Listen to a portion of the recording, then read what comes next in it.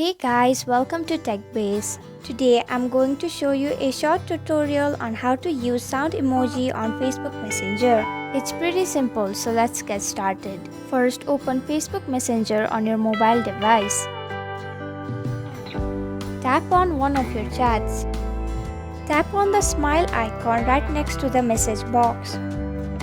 Now you can see various options of stickers and GIFs. Tap on the sound icon right next to the GIF. Scroll up a bit. Now you can see various options of sound emojis. Select the one that you want to send. Now go ahead and tap on send.